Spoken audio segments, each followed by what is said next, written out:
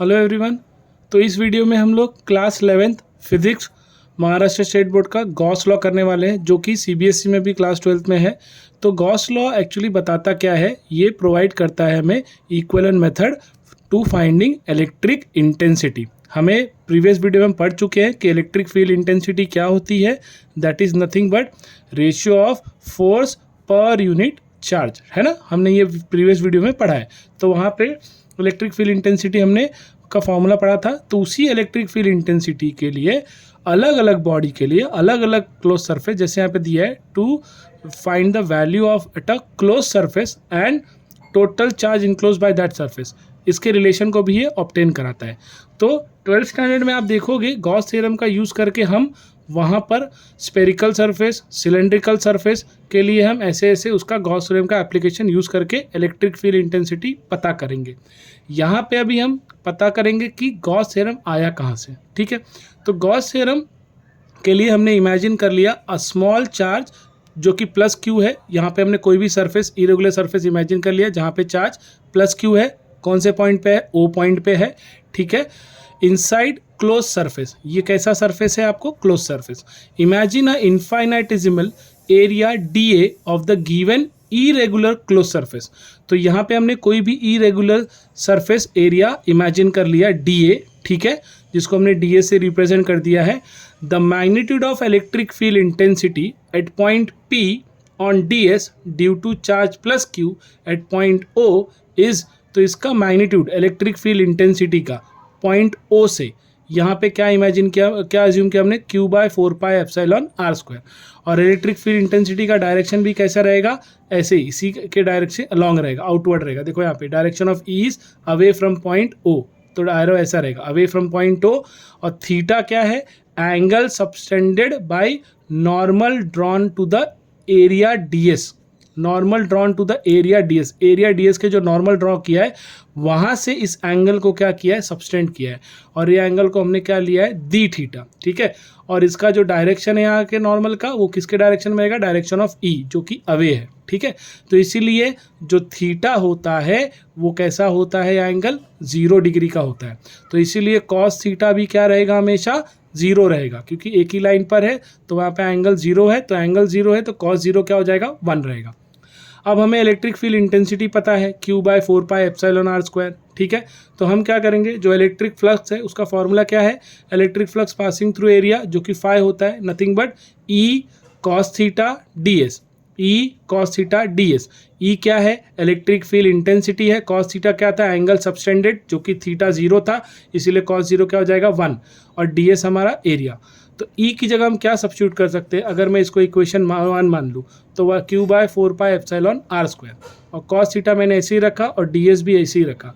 अब Q bye 4πε था, ये r² को मैंने cos थीटा डी एस के नीचे रख दिया। तो D S cos theta by r² को हम क्या लिख सकते हैं? D omega. डी ओमेगा क्यों लिखा? कि डी ओमेगा क्या है? क्लोज सरफेस का जो कि सॉलिड एंगल है, solid angle subtended to from O to ये एरिया का। तो सॉलिड एंगल का मतलब ही क्या होता है कि इसकी जो यूनिट होती है स्टेलर रेडियन। आपने चैप्टर 1 में पढ़ा होगा सॉलिड एंगल के बारे में, जहाँ पे प्लेन एंगल तो पता ही है, प्लेन एंगल समझो ये एंगल हो गया, एंगल बिटवीन ये, ठीक है, ये लीनियर एंगल होता है। ठीक है, तो वैसे ही अगर सॉलिड एंगल देखना जाए तो आपने वाटरमेलन खाया होगा, तो वाटरमेलन से पता है, वाटरमेलन वाला उसको एक पीस में कट करके एक पीस में लाता है ट्रायंगल के शेप में या क्यूबॉइड के शेप में। तो जो ट्रायंगल बना होता है ना, उसका ज्योमेट्री कैसा होता है? सॉलिड होता है ना, फिल्थ मास होता है।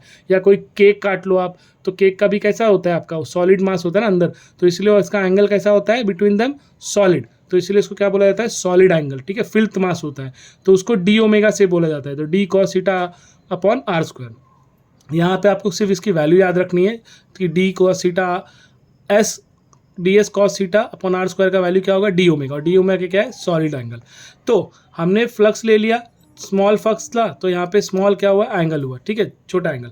अब ऐसे ही हम क्या करेंगे? हमें इतने का फ्लक्स पता चल गया, तो हम क्या करेंगे? Total electric flux crossing the given close surface, इस क्लोज सरफेस से कहीं भी टोटल, तो टोटल क्लोज सरफेस हम निकालेंगे तो क्या हो जाएगा? टोटल फ्लक्स विल बी, इसको ऐसे देंगे नेट इलेक्ट्रिक फ्लक्स, इसको इंटीग्रेट कर देंगे कहाँ से? S से डी फाई को, तो d5 की जगह क्या लिख सकते हैं हम लोग, e इंटू डी एस, यही है ना e cos थीटा ds वाला।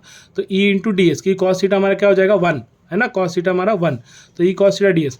e की वैल्यू हमने निकाली थी यहाँ पे q/4πε, तो हमने लिखा q/4πε इंटू डी ओमेगा। अब डी ओमेगा का फिर ये q/4πε तो सेम रहेगा, तो बचा क्या डी ओमेगा का इंटीग्रेशन क्या होगा 4π, ये इसकी वैल्यू है। जब डी ओमेगा का इंटीग्रेट करोगे तो क्या लिखोगे 4π, ठीक है। तो अब क्या बचा q/4πε इंटू डी ओमेगा का इंटीग्रेशन क्या आ गया 4π। अब आप क्या करो 4π कट कर दो, तो टोटल इलेक्ट्रिक फ्लक्स जो ई था वो क्या बचा ईडीएस किसके इक्वल हो जाएगा प्लस q/ε, क्या हो जाएगा प्लस q/ε। इसी तरह किसी और पॉइंट पे अगर q1 दिया होता तो क्या लिखते हैं हम q1/ε, और अगर जगह q2 दिया होता क्या लिखते हैं हम प्लस q2। ऐसे ही डॉट डॉट डॉट डॉट आप q nth के लिए ले सकते हो। तो बचा क्या, दो सुपरपोजिशन प्रिंसिपल लगाएंगे और सबको क्या कर देंगे ऐड कर देंगे, तो q1/ε plus q2/ε plus q3/ε dot dot dot q1/ε। तो सबका एडिशन ही किया ना, तो एडिशन को हम कैसे लिख सकते हैं समेशन। तो समेशन में क्या लिखेंगे qi/ε, जहाँ पे i की वैल्यू कहाँ से स्टार्ट होती है 1 से, और कहाँ तक जा सकती है n तक। तो इसलिए qi/ε को हम और क्या लिख सकते हैं total capital Q, summation of small q1 को क्या लिखते हैं कैपिटल Q। तो यही हमारा क्या हो गया स्टेटमेंट हो गया गॉस लॉ का। तो गॉस लॉ क्या बताता है कि the flux of net electric field through a close surface equals to net charge enclose by the surface divided by Q। तो जो हमारा डिवाइड बाय एप्सिलॉन, तो जो Q था हमारा नेट चार्ज था, टोटल फ्लक्स का एडिशन करने पे जो नेट चार्ज आया वो Q, और डिवाइडेड बाय क्या लिखेंगे हम एप्सिलॉन क्या होती है परमिटिविटी। मैं फिर से रिपीट कर देता हूँ, आपको सबसे पहले याद रखना है इलेक्ट्रिक फील्ड इंटेंसिटी की वैल्यू जो कि है q/4πε/r²। फिर हमने क्या निकाला इलेक्ट्रिक फ्लक्स जो क्या होता है फ्लक्स इक्वल्स टू होता है E cos थीटा ds। तो E की जगह हमने ये सब्स्टिट्यूट कर दिया q/4πε। अब r² को खाली d cos थीटा के ds cos थीटा के नीचे ला दो, इसकी वैल्यू क्या हो जाएगी डी ओमेगा क्या होता है सॉलिड एंगल। और इस डी ओमेगा जब इंटीग्रेट करोगे टोटल फ्लक्स ऐड करोगे तो क्या हो जाएगा q/4πε integration of D omega. तो डी ओमेगा का इंटीग्रेशन क्या होता है 4π। अब 4π कट कर दो, आपको आ गया q/ε। यही आपका क्या है गॉस थ्योरम है कि the flux of net electric field through a close surface the net charge enclose by surface divided by epsilon. ठीक है, तो ये क्वेश्चन आपको 3 से 4 मार्क के लिए आ सकता है, बहुत इंपॉर्टेंट क्वेश्चन है। अगले साल 12th में इसी के थ्योरम पे या लॉ पे आपको एप्लीकेशन आएगा।